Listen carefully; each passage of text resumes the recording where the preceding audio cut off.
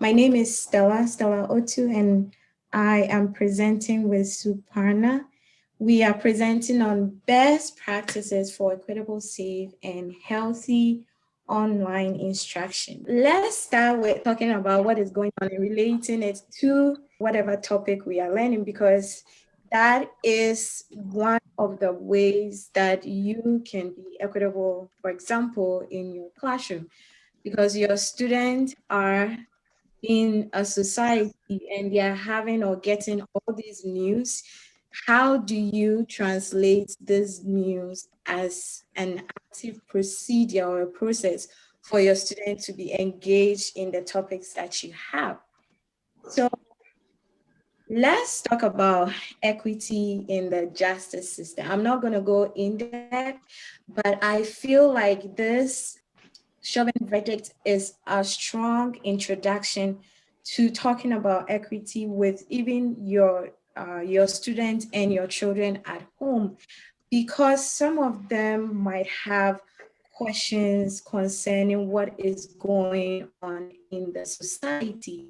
One of the ways that your student can participate is if you involve them with these conversations in the library, kind of get them books or stories that speak to what is going on. And please get to the point where you as a teacher, you are comfortable with talking or having these kinds of conversation. If you are not, it's okay if you don't want to attempt it. This link gives a couple of questions, kind of a survey to show you how to get you prepared or some of the things that you need to consider as you go into these kinds of discussions with your student. So we have seen this image, I believe we've been seeing it a lot of time, or we've seen it for a long time, where we have different types of animals being asked to do the same thing. And when we talk about equity, we always bring this example because it happens in our classroom. What then is equity? It's about making sure that all your students have the support they need to be successful. And when we talk about equity, we do say that we need to do a lot and we need to do what is best, but sometimes the systems that are in place in our schools kind of hinder this process take over in our classroom. So as teachers, we need to think about what is within our capacity to help these students reach the successful end that we aspire for them to get to. So this short video was done by the Alliance for Continuous Improvement, and they kind of talk to students about what equity is. So I'm going to play it. I would like to become a pediatric physical therapist so I can help kids. I want to apply to UCLA and major in psychology. I want to be an entrepreneur and start my own clothing brand. I'm hoping to go to a four-year college and major in architecture. I want to be an animator. I want to practice law. I want to help either in civil law or immigration law because those are the things that I see that are needed in my community to move forward.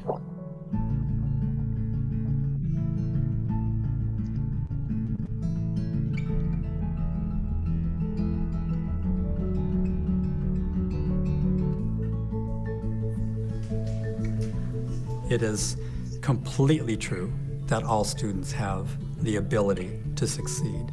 And the only reason students are not succeeding is because they are not close enough to the opportunities that will allow them to succeed. Education was not built for everyone, and that's the problem. And until we really start looking at that reasons behind it and look at all the isms that play into the classroom, we truly can't do what we need to do for all children. Oftentimes, the adults and the system around us are blaming the kids for their failures. What our work is about is looking at the system around the student that is producing these outcomes. students that go through different things such as homelessness, foster care, even people who migrate to this country or like move states needs more support to just go through the education system because they have to deal with like coping with what happened to them or is happening to them. Newcomers and English language learners, I feel like they don't get enough support. What I think of what stood in the way of my success is the student-to-teacher ratio. I wouldn't say I didn't learn anything, but if I needed one-on-one help, I didn't always get it. As you can see, I'm a Black woman, and obviously like the system was not constructed for like people of color to succeed. So every day I felt like I had to struggle extra hard to succeed in my classes. We really have an opportunity to do better and to see students from a really asset-based lens. And it's really on us as adults and on the system to change the policies and practices and procedures that we are implementing that further perpetuate structural racism and the gaps that we see. Some students come to us needing more. There are deficits of learning by the time they get to us because of that structural racism. They don't have the supports. Their needs aren't being met by their communities. And so we have to overcome all of that and catch them up and advance them. Educational equity, ultimately it's when every child has the opportunity to succeed in education, regardless of race, regardless of zip code, regardless of color, regardless of ethnicity, where every child has an opportunity to succeed.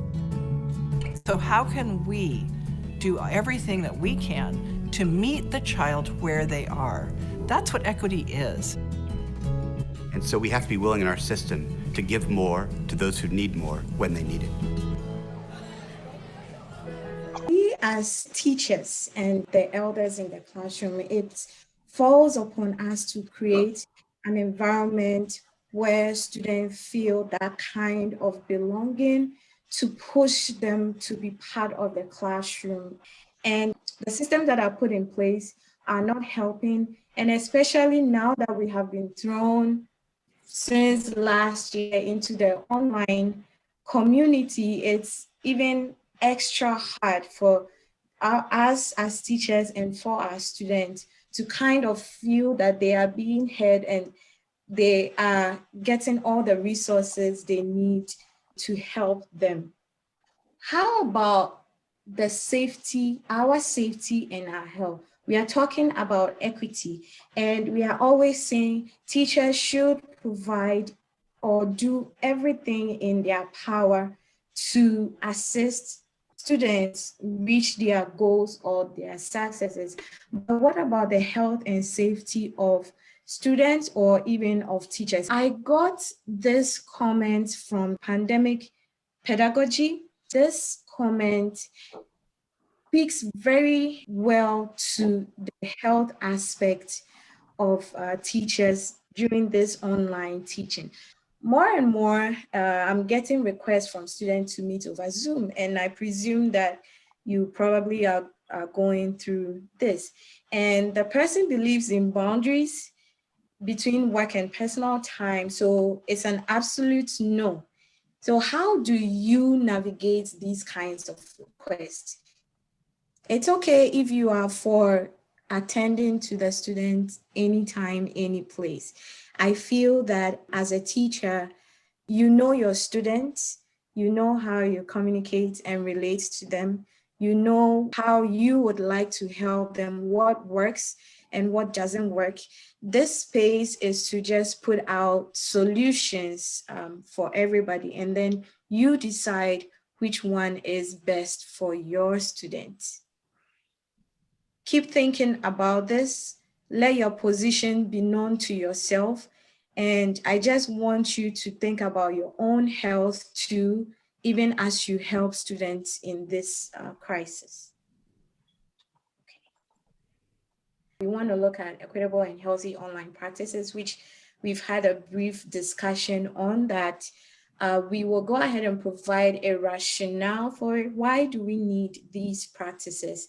And look at some competencies that as teachers we can learn for these practices. And then we have a couple of suggestions to give you to promote these competencies in your classroom.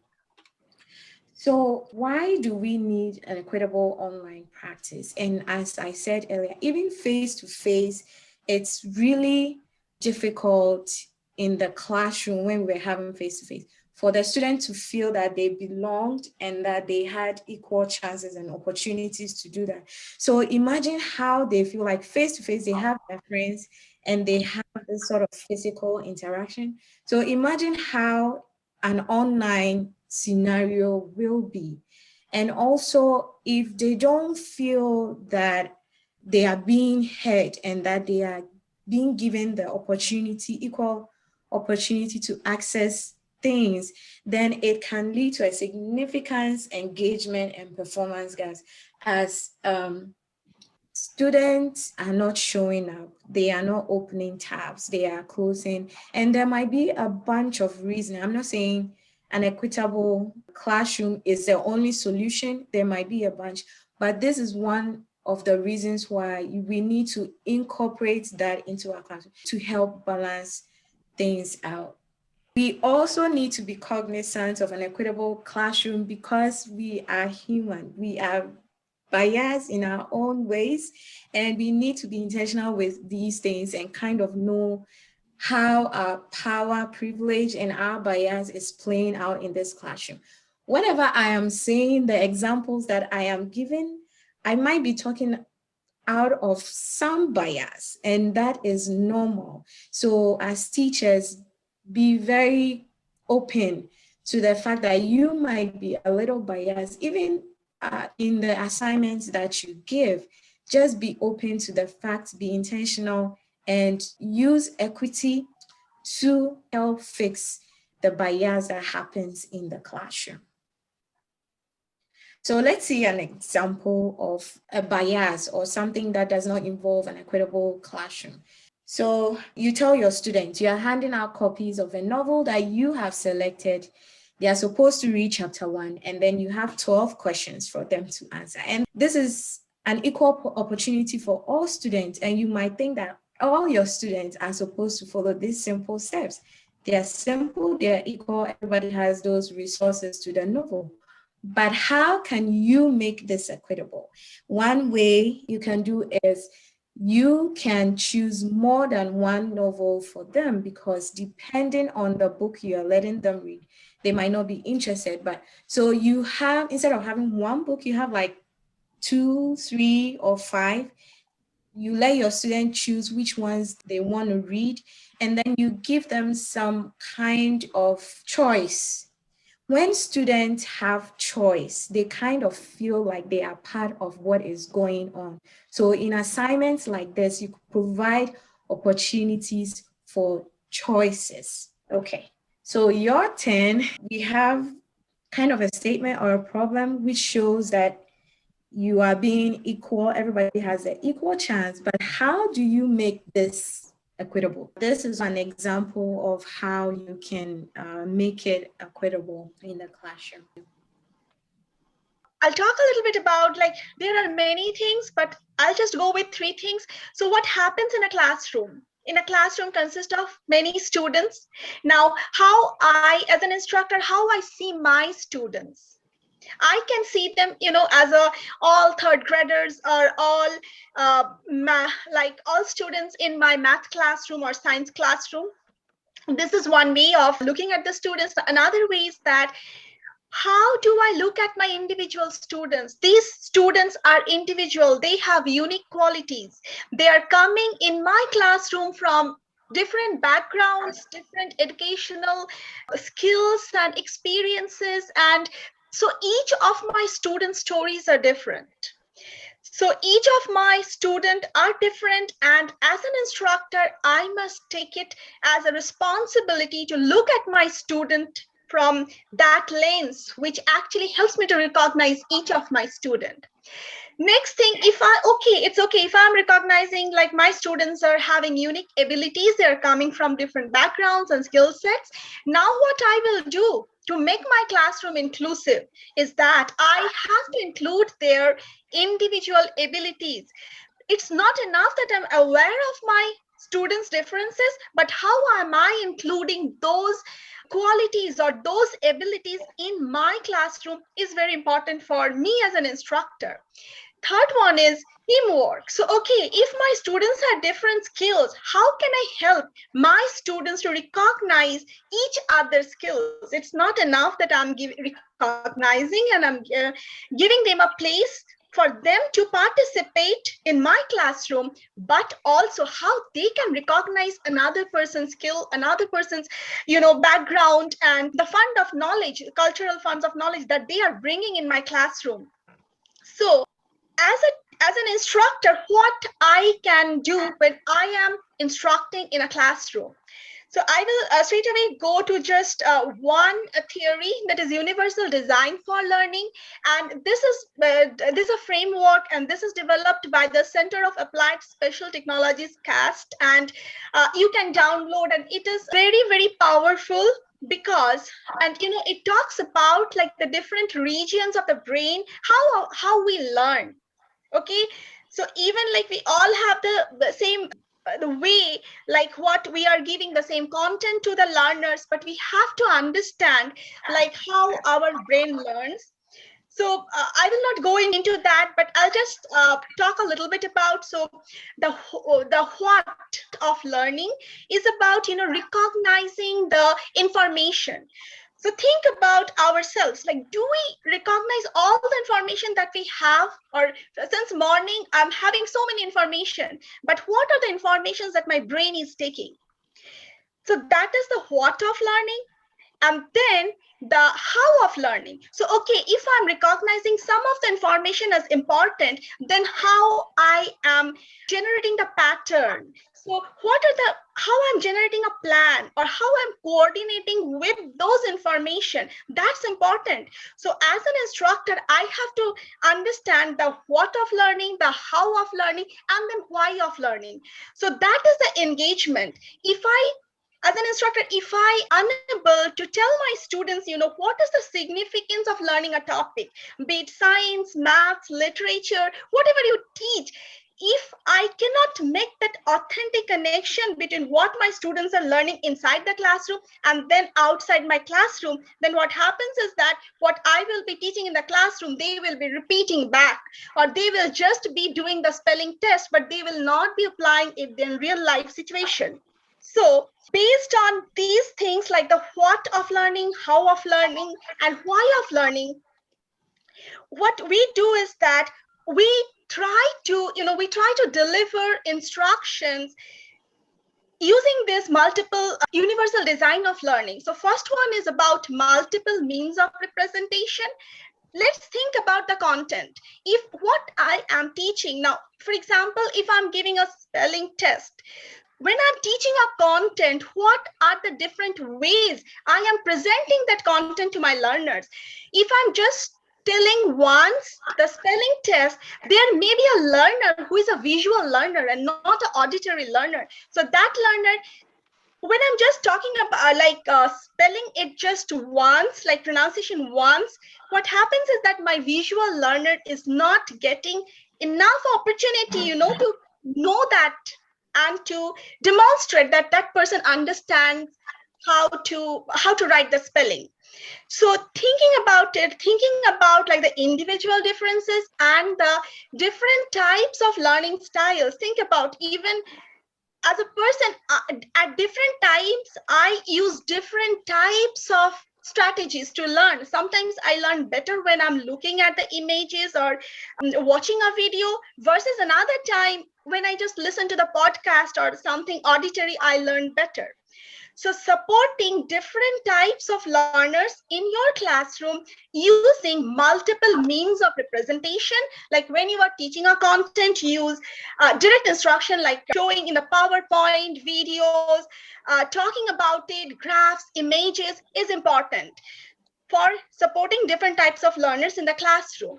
Next one is multiple means of action and expression.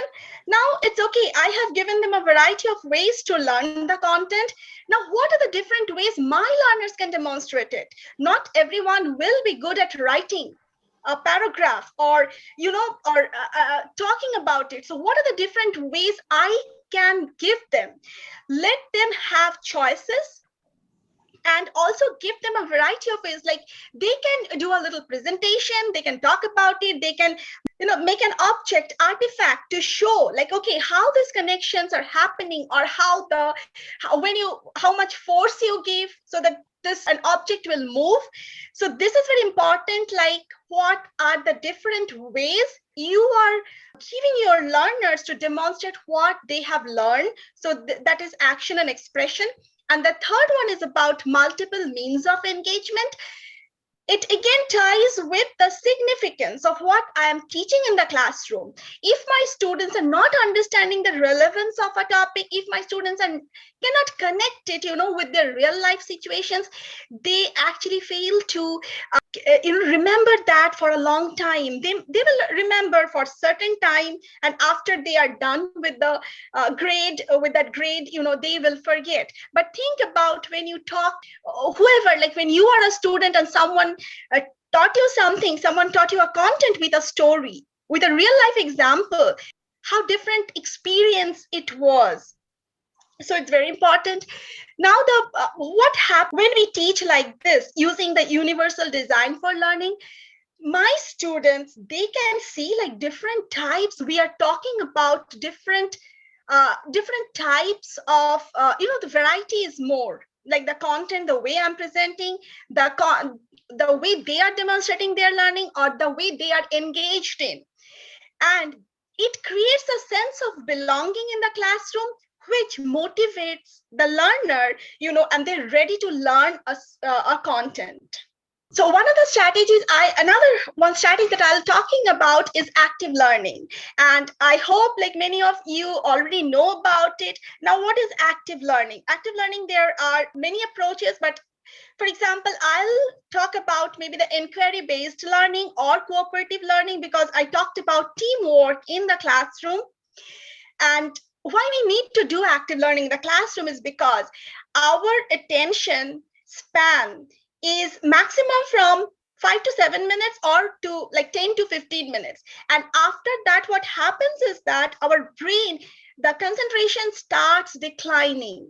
Like I can give a lecture for 1 hour, but think about what happens to a student in the classroom after that 10 minutes. So slowly the concentration starts declining, and what happens is like the content I'm teaching at the end of the class is kind of become hazy to the students. So what we can do is that we can adopt the method of active learning, where we have some direct instruction and then activity, some direct instruction and then some activity. Now, direct instruction interspaced with activities give students a break, and then when I'm starting instruction, once again students come back to the content, and their concentration is at the peak, and it stays for 5 to 7 minutes or 10 minutes, and then it starts declining. So when it starts declining, I'm engaging them in an activity. What happens with active learning is like for instructors, we have to remember that it needs we have to plan strategically. It will give my students a chance to practice. So alignment of the activity with the learning objectives is very important, and with the assessment. So if I want my students to, explain me, the process of photosynthesis, or describe the process of photosynthesis, then I have to give an assessment which actually ties with that. If I tell them, okay, mark the different parts of the plant, but I want to assess them with my students will be able to describe the process of photosynthesis, it means that it's not aligning, and I have to be careful about it when I am an instructor. So what activities I'm giving to my students is very important, because it has to align with the learning objectives and then with the assessment. And time, so it takes time for us to to plan it, because what will be in that 5 to 7 minutes and then what will be that activity is important. For us as an instructor, it's important to know like how much I will be talking, and then how I will be scaffolding my students for the interaction, because interaction is important when they're learning. Interaction with the content, student-student interaction, and student-instructor interaction. In this way, we can build learning community in the classroom. And advantage is that I can review, I can go back and assess like, okay, what I've taught my students, if they have understood or not. So this is just, this is just a strategy. Like what we do when we do active learning is like advanced organizing. As an instructor, I have to be very organized to know like what will be my 5 to 10 minutes instruction, and then what will be a 3-4 minutes activity. They can do, they can do like talking for the online thing. What I do is that I give them a polling, anonymous polling, so it helps them to interact with the content. And then I ask them like, okay, why do you choose that? They can speak and they can write it in the chat. So, and then again I teach a content.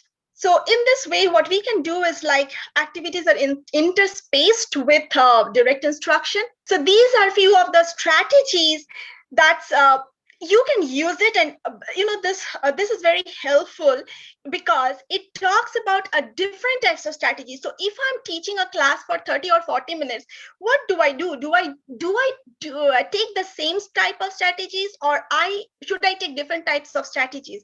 Research say it is better like if you include different types of strategies in your classroom. So maybe one time it will be a think, pair, share. The other time it will be students will be doing an hands-on activity with like building something. Other time it will be like brainstorming an idea. The last one that I will be talking about assessment. So this is very important for us in the classroom. So how can we talk about equitable assessments in the classroom? Previously, we talked about like, with the UDL, we talked about like, how can I present my materials content in a different way? And then how students can demonstrate what they have learned in a different way. Now it's very important, like how I am assessing them. Now, what are the different types of assessment I'm using in my classroom is very critical, because if I'm just using one type of strategy, for example, students will learn and then they will give an exam. So summative strategy, what happens is that it's not very helpful for me as an instructor, to review what I have taught, like the topics, and to understand like what my students are lacking. So for example, diagnostic testing. So when I'm teaching a topic in my classroom, first I do an assessment like, okay, what are the prior knowledge of my students? For example, if I'm teaching something in physics, force and momentum, so before that I would like to know a little bit, okay, how far they know, and then I start my topic. It helps my students to revise, to go and review what they have learned earlier, or to know about like the new topics, building on their prior knowledge. Next is formative assessment. So when I'm teaching, asking students question, giving them polling, or giving them clicker questions, what happens is like I can understand, okay, whatever I have taught, what my students are understanding. If I find like, okay, many of my students are missing, I can go back, I can use another different type of example, I can rephrase what I have taught. Next one is summative assessment. It will help us to know, like what I've taught, if the students are retaining that, and then how they're expressing it in the exams or final project or final paper. And then alternative assessment. This is one of my favorites. So what happens like with equitable practices, what comes in mind is the learner's choice. If I give my students for the final project, if I tell them, okay, go and choose a topic. For example, now it's with the online teaching, students cannot come to the classroom, so we all are teaching online. I can just tell my students, okay, go to your kitchen and find something that is solid. Or I can tell them, okay, go to your kitchen or somewhere and find something which is liquid. So solid, liquid, and gas. So, talking about and giving students some choices, like, okay, for the final project, you choose your topic where you can explain a phenomenon, scientific phenomenon. It helps the students, not only know the concept, but also think a little bit before, like, okay, what topic I'm choosing. And it empowers students, like, okay, I have been given a choice, so I have that ability to make the choice and then explain the phenomenon. I'll just talk about one example. So think about it when we give homework. What the purpose, why we give them homework, the purpose of giving students to homework, and then how we are grading that homework. Have I given that homework as a practice of what I've already taught, or as a prep work that I will be teaching tomorrow? The reason I'm telling is because our students, they do not, all the resources is not accessible to all my students at home. So I have to be careful about when I'm grading homework. And then the next one is how I'm grading homework, how that is affecting, because a student who is unable to do homework for a certain time, that creates a pattern in that student or continuity, and that student feels excluded, like, okay, I cannot do the homework because I do not have those resources that will help me to do the homework. And then what happens as an instructor, I'm not looking back like why the student is not doing the homework, but I'm just thinking about the product. So over here, as instructor, our role is very critical, whether I should look at the process or the product, or I should look at the process and the product, whether my students are able to do. Okay, if they're able to do, what help them? And if my students are unable to do, how can I be of help, or what resources I can provide them so that they can do the homework, or what other ways we can help the students, so that they it will enable them to complete the homework. So this is just one example. I just talked about it. And if you can connect it with examples that Stella talked about, you will find like, okay, it directly connects with the content. It directly connects with what my students are demonstrating, like when they're doing a spelling test. And then it also connects with the assessment piece, like, okay, how I am assessing my students' knowledge. So the last thing that I just want to talk about is bringing diversity, empowering students in your classroom, recognizing their individual abilities, and making your curriculum that supports your students' individual ability so that they can feel, they can see themselves in the classroom is important. So what are some of the ways to promote these competencies? And we have about 10 things that you can do. First of all, you need to be intentional. I always say that before you can overcome anything, before you can put anything into practice, intentionality is a big aspect of it. As teachers, how are we intentional with the way we treat our students, with the way we make them feel part of the classroom? We make them feel that they have choices. So I also got this comment as an example of what one teacher did in the classroom. So she's saying that she's a third grade teacher. She has online students. They have finished with what they are supposed to do. So she didn't know what to do next. And instead of giving extra assignments from her, whatever she thought was necessary, she gave the student a choice. What do you want to do now? And the student kind of brought up that they want to work on government, laws, and the Constitution.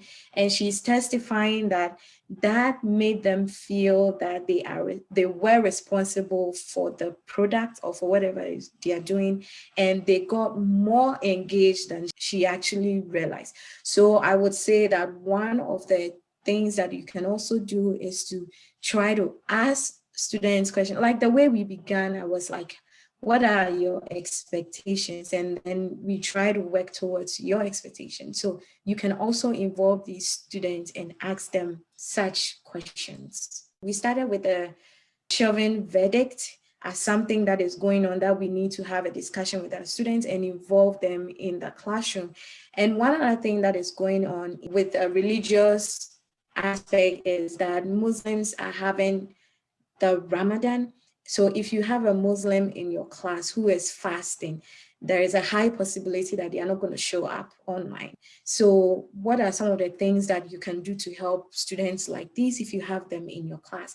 And there is a link to like 8 things you need to know about the Ramadans to give you an idea of what they are going through, what they need, so that you can help them through the Ramadan and also be able to do what they are expected to do in the classroom. This video is a continuation of the first one. We began with just giving ideas of other solutions and kind of honing on these solutions that outlined right here, like first how to foster belonging, and then organizing some sort of short sessions just as a check-in for your students. We also have an equity-minded worksheet for you. It's a PDF and it was created by the University of Wisconsin. So it has 6 principles that you can go through and kind of see how you are using these principles in your classroom or with your online course. So for example, are you setting up an online budget system? So if you are, you mark that you are applying it. And at the end, you kind of check where you are with that kind of equity or that principle of equity.